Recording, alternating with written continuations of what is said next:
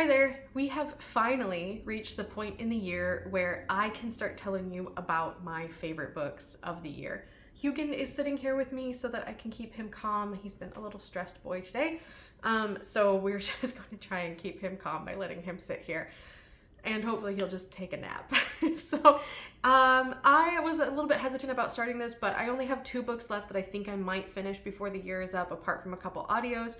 So I'm reading some things that I think are not gonna hit a 5, so we're not gonna worry about it too much. I did read a total of 64 5-star books this year, and that is a lot of 5-star books. So I went through the list and I kind of trimmed it down. A lot of these were covered in my series video where I ranked the 12 completed series that I had this year.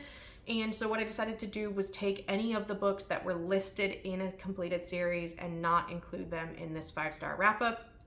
I also decided that I'm going to do a novel and a novella one. So any of the novellas, which I did read, at least 12 novellas, they'll be in their own video. 12 novellas that were 5 stars. They'll be in their own video of ranking, and then the 9 manga and graphic novels that were 5 stars will be in their own video as well. In addition, there are 7 non-fictions that were 5 stars, or yes, I think you should read these, because I'm unsure about ranking non-fictions with 5 stars or other star rankings, but I think I'm starting to do a yes, I feel like you should read this, or maybe you could skip it, or don't bother.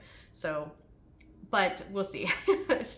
I have 7 nonfiction books that I will hopefully be doing their own video on at the moment. This is just novels, just fiction, no rereads, and no completed series books. A good portion of these books did come out this year, so as much as I'm like, oh, I didn't read a lot of good new releases this year, I actually did. A good portion of these came out this year, and some of them I do own. I have them here, so I'm gonna try to remember to pull them up. So once I trimmed that list down, that got me 17 books that I'm going to be covering in this video. So we're gonna split it in half, and I'm going to do a honorable mention where I don't necessarily say as much about, and then a top 10. And as with any of my ranking lists, these are subject to change at any point in time based on my mood, but this is how I feel right now. It feels very much like at least in my top 5, a conditional opinion, and my number 1 book is one, as soon as I read it, I went, wow, I'm pretty sure this is the best book I've read this year. So let's get into it. Number 17 is the only YA book on this list, and it was an advanced reader copy that I read in the beginning of the year. It was actually my first 5-star of the year, and this is Into the Sunken City by Dinesh Thiru. This is also a debut novel, and it's a retelling of Treasure Island. It's set in the future, in a world where climate disaster has struck and the world is underwater and it does not stop raining. I really enjoyed this book. I had a good time with it, and I thought it discussed PTSD very well. Number 16 is The Dead Cattail Assassins by P. Djeli Clark. This was the second novel I'd ever read from him. I really enjoyed this. I think for the short book that it was about 200 pages, just over novella length. It did a really good job world building and followed really unique characters in a fascinating setting. Number 15 was Jade City. And I struggled with this one, where to rank it in this list, because while I really enjoyed the world building and the story, I don't like the characters. I really struggle with, everyone talks about how much they love Hilo, and I don't like Hilo. So this one was definitely a struggle for me on where to put it on this list. I am looking forward to continuing with the series, and I will be picking up the second and third books in January if everything goes to plan. Number 14 was The Adventures of Amina Al-Sarafi by Shannon Chakraborty, and I really liked this one. I wasn't sure I was going to, but I loved having an older female character who's in her 40s, who's a mom, and she has this whole history and a whole new life she's trying to lead, and it was pirates, and there were sea monsters, and the magic system was really cool. I really enjoyed it, and I can't wait for the next book. Number 13 is The Haunting of Velkwood by Gwendolyn Keist. I enjoyed this a lot. It was, again, a woman over 40 dealing with some trauma that happened when she was 20. This is a horror, so I do recommend checking out the content warnings if you pick it up. While it is kind of light on horror, there is some scenes of domestic abuse and violence against children, and so I do recommend making sure that you're okay with those content warnings before you pick up the book. But it was really fascinating and dealt a lot with relationships both platonic and siblings, and then also romantic. So I really enjoyed that aspect of it. Number 12 is A Sorceress Comes to Call by T. Kingfisher. This is my favorite T. Kingfisher so far. This is my first 5-star T. Kingfisher. This was quintessential T. Kingfisher, dark, cozy, and funny at the same time. It was definitely built on her classic old lady characters that I love, that are always sassy and strong, but they've got like weak knees or something else wrong with them, but they're smart and they're witty. And then we had a kind of young, naive girl, which is another classic T. Kingfisher character. And we have these kind of horror elements in this fantasy setting, and it was kind of Regency era. I just really liked this. Number 11 is the only reread I made room for on this list, and that is The Fellowship of the Ring. I read this once when I was like 19 or 20 and decided it was time to reread it and give it a second go. This is the first audio on this list as well. I listened to Andy Serkis narrate it, and I think that kind of made it for me. It gave me the pacing I needed to understand it, made the world a little more immersive, and makes me really want to pick it up physically and give it a reread so I can be more familiar with the world before I move on to the second book. And I am really glad that I gave this a second chance, because I was like, oh, it's fine when I read it as a teenager, and coming back to it, I was like, okay, I get it now. I get it now that I'm more familiar with the fantasy pacing, and I'm really glad I gave it a second chance. Number 10 is Our Hideous Progeny by C.E. McGill. This is a Frankenstein-inspired story. I really loved it. We were dealing with women in the sciences in an era when they were not allowed to be in the sciences. We were dealing with a woman who also was attracted to women but was married to a man who seemed to support her, but really did he? And it was just, it was so good. I was so mad about some of these characters, and I really loved the creature they made, and it was just really good, and it was really fun. I did this one on audio as well, and I really want to pick up a copy. Number 9 was another audio, and this is the first sci-fi on this list so far, and that was To Sleep in a Sea of Stars by Christopher Paolini. I was really hesitant going into this one, and I'm so glad I gave it a chance. It was very long.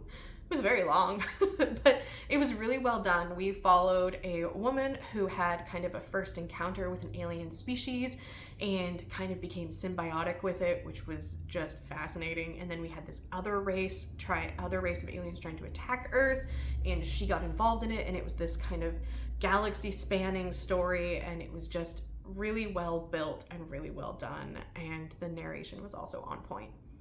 Number 8 was a surprise for me. I did not expect this to happen. That is A Dark and Drowning Tide. I actually ordered a special edition of this because I loved it so much. I had an advanced reader copy, and I am so glad that I gave this a chance. I almost didn't pick it up when I saw some people really not liking it, but this just worked for me. Romanticies haven't really been doing it for me, but this one worked. I don't know what it was, but I just really identified with a lot of Lorelai's internal monologuing and the way that she felt about things. And oh, look, it kind of matches my shirt, which is awesome. I loved this so much. It was fast paced, and I just thought it was really well done, and I really enjoyed it. Mostly, I mean, if you put in something like this, I'm gonna love it. And you know what? Maybe that's why I like The Sorceress Comes to Call, because we had a horse in there too. But yeah, this was a surprise for me. I have a whole video on how much I was not expecting to like this, and then I really did. So it's gonna be controversial because I know a lot of people on YouTube especially did not like this book, but I really liked it. The second sci-fi on this list is one I actually just finished yesterday, and that is The Kaiju Preservation Society by John Scalzi. Cozy Jurassic Park. Honestly, I think that's all you need to know going into this. I also do like that Scalzi said in his author's note that this is not a symphony, it's a pop song. And sometimes you need a pop song, and I definitely needed a pop song. This did it for me. This was so good. It was so fun. It was so much more inclusive than I thought it would be. I have read, I did a Scalzi novella series on Audible last year, and I thought it was fine. This was so much more than I expected, especially after seeing his tweets and his posts on Blue Sky after everybody left Twitter. I really like John Scalzi. I decided to give him more of my time, and this was just so worth it. It's so good. The commentary around the pandemic and everything that happened, and billionaires and corporations bad, science good. Like, it's ecological and biological science fiction, which really does it for me, and this was just so fun. After that is another 2024 release, Grey Dog by Elliot Gish. I have gushed about this book multiple times this year. This was one of my favorite horrors of the year. This is one of my favorite books of the year. I loved this. This is 1900s sapphic horror. It's very literary, and it's like something in the woods tension. It's really good. I really like it. Number 5 is another 2024 horror release, and that was Diavola.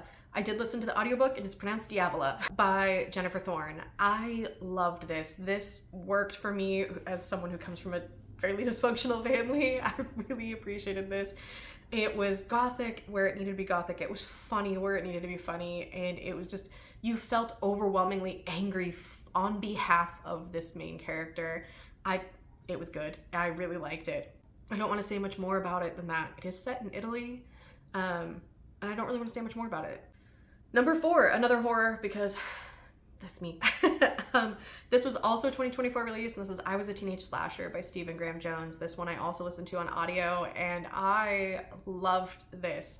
It was a good mix of speculative fiction and horror, which I really love speculative horror, and I'm not a big horror movie watcher, and a lot of people said they didn't get it because they weren't a horror movie watcher, but I got it because I think it built its world in a very successful way. I like that we had a character who was explaining the tropes to us, because our main character was also not a big horror movie watcher, and she was explaining the tropes to him and therefore to us, and it was just gut-wrenching at the end. I was so emotional over the end of this. I really liked it, and it made me pick up My Heart is a Chainsaw, which ended up being one of my favorite series of the year. So it's just so good. If you haven't given it a chance yet, I really recommend it. Stephen Graham Jones has kind of come up into one of my favorite authors this year because of this and the My Heart is a Chainsaw series. I think it's called the Indian Lake trilogy. And then some of his short works that I've read. Sometimes he hits really, really well. Number 3 was a sci-fi horror, which was Into the Drowning Deep by Mira Grant. This is mermaids and horror and an ensemble cast. And it was so tense. The audio was so well done, and it was just like I was on the edge of my seat all the time, like gripping the steering wheel, because I did listen to a lot of this in the car. And then I had to go out and be on a boat, and I was like, oh my god. Like, it was actually really well done. This was biology sci-fi, and I loved it. The novella prequel was okay. I think this is one I technically included it in my series wrap-up, but this is a standalone novel to me. Number 2 is the beginning of a trilogy, which hopefully finishes this year, and I'm looking forward to picking up the rest of the books. This is The Unbroken by C.L. Clarke.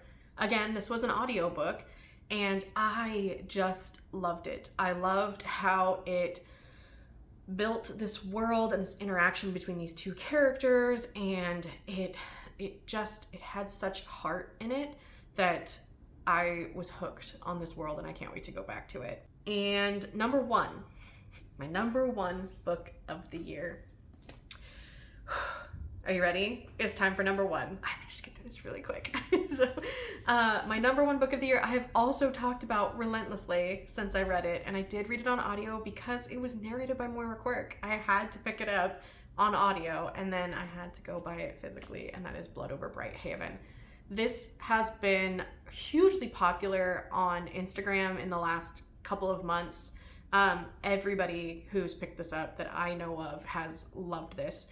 M.L. Wong is just, I cannot wait to read Sword Over Kaigen. It's on my list for January. This was such a good book. It was so hard to read in some places because of the topics we're dealing with. We're dealing with colonialism, and we're dealing with xenophobia, and we're dealing with genocides. And it just is so good.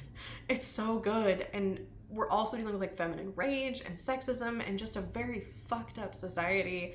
And it ended exactly the way it needed to end, but it was still so hard to listen to that ending. And I cannot wait to pick it up in a reread. Like, I cannot wait. It's gonna be so good. So those are my top books of the year. I actually ended up with a fair few 2024 releases. Let me count them real quick. I actually ended up with 9 of them, so over half being 2024 releases, which is pretty good, all things considered, especially since I was like, oh, I haven't really read a lot of good 2024 releases this year. It turns out I have. I just wasn't really thinking about it because the ones that weren't good overshadowed it, which you can check those out in my worst books of the year. Let me know if we have any of them in common, or based on any of these, if there's anything you think I should read. And thanks for hanging out with me, and subscribe for more, and I'll see you next time.